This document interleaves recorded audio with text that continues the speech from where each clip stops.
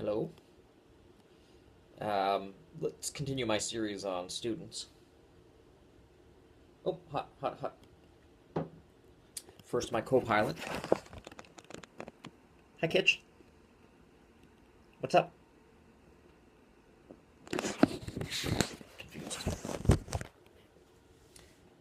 So we covered the first club that I had. It wasn't the club I had private students in, but we moved from there to, in fact, it was the second club. I think I covered that. I don't really remember anything remarkable from the first club I coached private students in. And after the second club, I did a couple other ones that I don't really remember all that well. Um, or maybe that comes later. But we're going to go now to the next club that I had some notable coaching things in.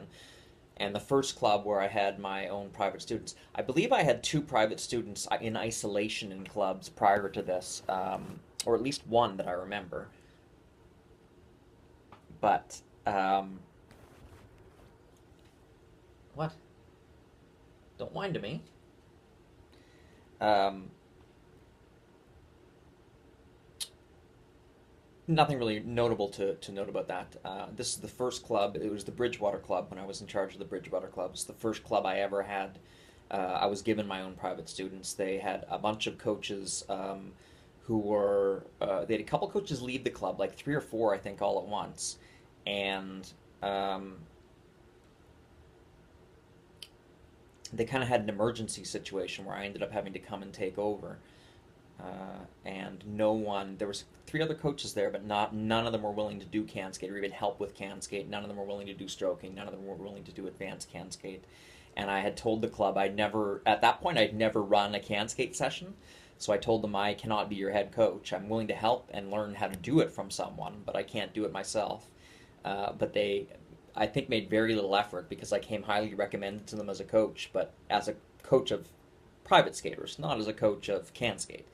At that point, I'd never done can skate, not even as a volunteer or a helper, so I knew literally nothing about can skate.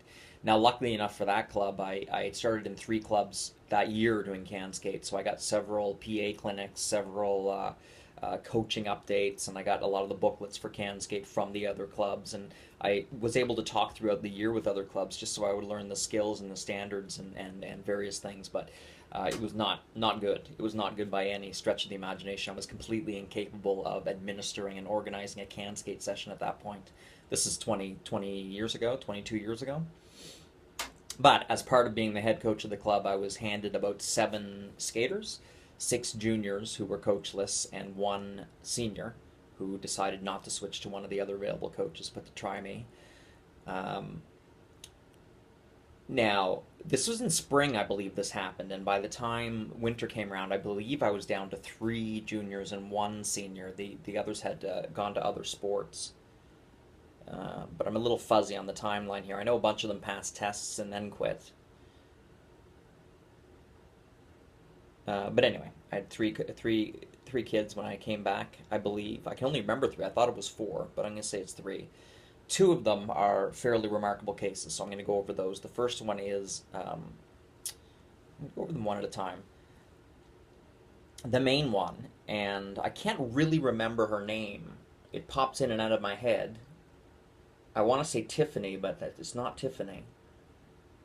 Lindsay? Maybe her name was Lindsay. Yeah, I think it was Lindsay.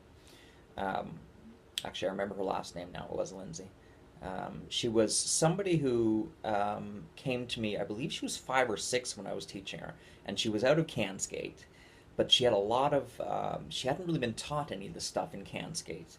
She didn't know how to do three turns. She didn't know any terminology. She didn't know what three turns were. She didn't know what circle thrusts were. She just didn't know any terminology in skating. And her mother came to me telling me that she could land her first 5 jumps. Waltz jump, sack out, toe loop, loop flip. I think Lats too, she told me she could land her first 6 jumps. And I got to her and said, okay, let's see a waltz jump. And she went out and did like a bunny hop, the wrong jump. And I said, that's not a waltz jump. So she went out and did another jump that wasn't a waltz jump. And she went out and did another jump that wasn't a waltz. Like she just had no clue of what she was doing on the ice. And I said, okay, well, let's try a sow cow. And she didn't know that. And I had never run into that before. Um, She wasn't landing loop flips or lutzes. She couldn't. She didn't even know what a flip or lutz was. Even after I showed her, she had no recognition of them. So the mother was a little bit misinformed as to what she thought the child could do. Couldn't do any spins. Although I don't remember the spins being any specifically worse than the jumps. In fact, I don't remember her getting confused about the spins, so maybe they would have been better just because of the fact that she could differentiate between them: forward spin, back spin, sit spin, camel spin. Although at that point, I don't believe back spins were on tests, so I think it was just forward spin, sit spin, camel spin we were working on, which makes it a little easier to keep straight. Anyway, I taught her for about a year, year and a half. But maybe not even that long. Maybe it was only like 7 months. We might not have gotten through the first season. Um, but pretty quickly, she, I had to basically go back to the beginning and run over the jumps and explain the jumps from the beginning. Um, and I'd never run into this before, so I didn't quite know how to approach the problem. So this is my first time addressing this particular problem. Somebody who kind of had the physical ability to do stuff, but didn't have the mental ability to remember the names or the technique or the corrections on anything she did. It was a very bizarre situation. And I slowly realized that the problem wasn't really with the skater. And it often isn't. It was with how she was brought through can skate and how she was kind of fast tracked through can skate due to pressure from the mother, I later found out, to get out of can skate and into private lessons as quickly as she could. So she didn't have that foundation of understanding and basics that she needed to really progress properly. So I had to provide that to her in private lessons. Anyway, at the point I finished with her, and now that I think about it, I believe I started in like September with her, and we worked together until like it was after provincial, so I'm gonna say it was February, maybe March. But by the time I was done with her, it took a while, like months, couple months, but she knew and could land a really good waltz jump, sow cow toe loop. I got her to land a loop and understand what a loop was. I got her to land a flip consistently and understand what a flip was. I had her doing a lutz on a really nice edge, and we just started working on axes, I would say, for about 2 or 3 weeks. Now, keep in mind, she had just come out of can skate, so this is within 9 months I'd gotten her through waltz jump, sow cow toe loop, loop, flip, lutz. I had actually gotten where the mother thought she was 9 months before, which kind of explains why the mother was angry with me, but totally not my fault, not my responsibility. Whoever taught her before had been misleading her, or she had more likely just been misleading herself. Um, by the time I stopped working with her, she also, notably, pretty good quality on everything, notably, but the thing that really struck me, and I didn't realize how important it was until later on, is she could do a camel spin for 5 rotations and a sit spin for 5 rotations. Had a really nice, strong camel spin, which for somebody who's only been skating a year, I have very rarely duplicated that since. So that was really, really nice and rare. And even for a pre-preliminary lady, being able to do, she hadn't taken any free skate tests yet, so being able to land up to lutz was also super, super good. So I'd done just a fairly spectacular job with her, getting her from waltz jump to lutz very well, and getting really good spins. And I spent a lot of time working on her basic crosscuts and forward skating and backward skating, because she hadn't come out of can skate with any understanding of any of that. She didn't understand it, couldn't practice it, wasn't practicing it right, and just had a lot of issues. So I consider her to be one of my first, probably my first, absolutely my first victory, my first experience, my first amazing experience with taking somebody from can skate who was barely at a level where they should have been out of can skate, and taking them from there to a really spectacular preliminary level on all things, well-rounded on all things, in really a very short amount of time.